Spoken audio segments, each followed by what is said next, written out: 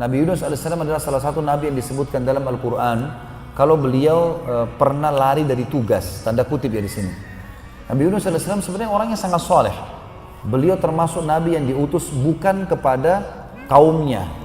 Karena ada nabi-nabi kayak Nabi Muhammad SAW dari suku Arab diutus di Mekah, di suku Arab juga kan. Walaupun seluruh untuk alam semesta, tapi awal diutus ke situ. Kalau Nabi Yunus bukan, Nabi Yunus diutus ke negeri Nainawah di wilayah Irak dan beliau bukan dari wilayah itu. Setelah beliau berdakwah, ternyata ditolak dakwanya oleh kaumnya. Beliau berdoa sama Allah, minta ya Allah berikan saya kaum yang lain. Tapi Allah belum jawab. Allah mau dia berdakwah di situ. Lalu dia berijtihad keluar dari Nainawah, belum ada izin dari Allah. Dia niatnya baik, ingin cari lokasi dakwah baru. Tapi dia melanggar di sini.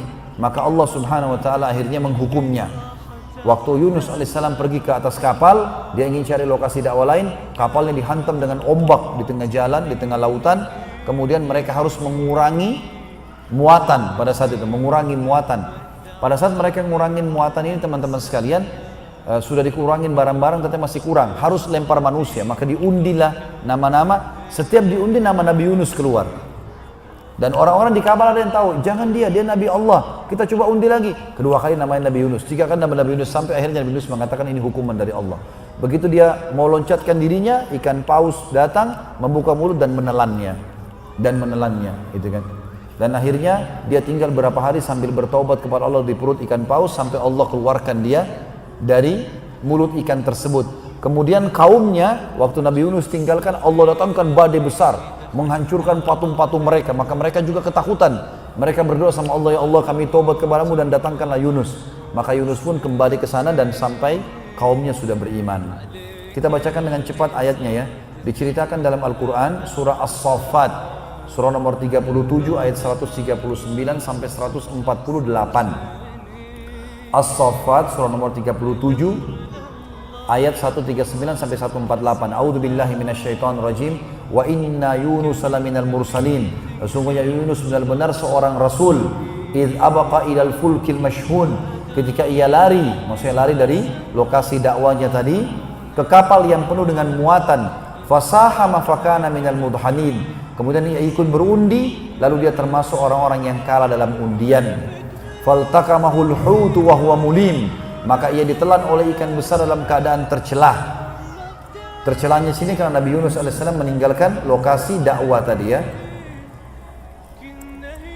Kemudian Allah mengatakan falaula annahu kana minal musabbihin, kalau sekiranya dia tidak termasuk orang yang banyak mengingat Allah, lalabitha fi batnihi ila yaumi yub'atsun, niscaya ia akan tinggal di perut ikan itu sampai hari kebangkitan.